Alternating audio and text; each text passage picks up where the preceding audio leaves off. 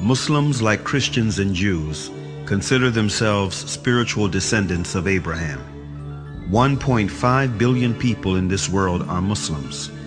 250 million of them are Arabs, and over 1.2 billion are non-Arabs. There are Chinese Muslims, European Muslims, American Muslims, Latino Muslims. 1 out of every 5 people in this world is a Muslim, which is enough reason to learn about Islam. It is important to realize that Islam is not just a religion, but it is a complete, comprehensive way of life.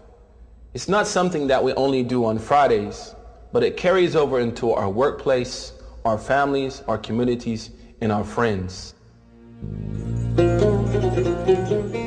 Linguistically, in the Arabic language, the word Islam comes from the root word salama. And from this root, you can have 3 different words with 3 different meanings. The first one is submission, the second one is purity, and the third one is peace. Submission, purity, and peace. Surprisingly, the word Islam Islamically carries those 3 meanings. The word Islam Islamically means that if any person fully submits himself or herself to the will of God and worships God purely without any association with God, worships God alone, he or she should live in peace and harmony in this life and in the hereafter. So the word Muslim in the Arabic language doesn't mean literally a follower of Prophet Muhammad. The word Muslim literally means someone who submits to the will of God and worships God alone.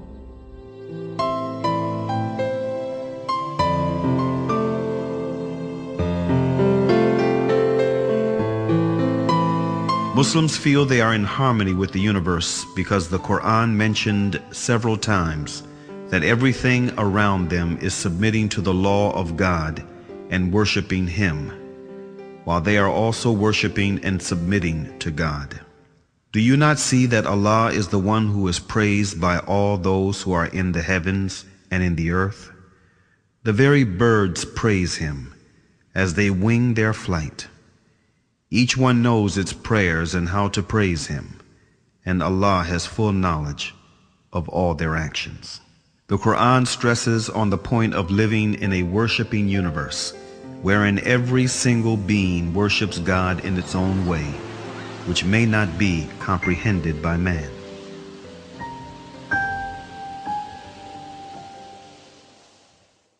The Quran says, "The 7 heavens, the earth, and all beings therein declare His glory. There is not a single thing that glorifies Him with His praise, but you do not comprehend their hymns of His glory." These verses become very inspiring for me when I hear the birds twittering early morning or at sunset. I say, oh my God, can this be their 2 prescribed times of prayer? Or when I go to the lake and I see the ducks swimming in a V shape like that, I say, can this be a congregation prayer that they do? And this duck in the front, can it be the Imam duck? I look at the creation like musicians in a concert. Each one is playing one instrument, but at the end, all of them are contributing to the same tune. The universe is in harmony.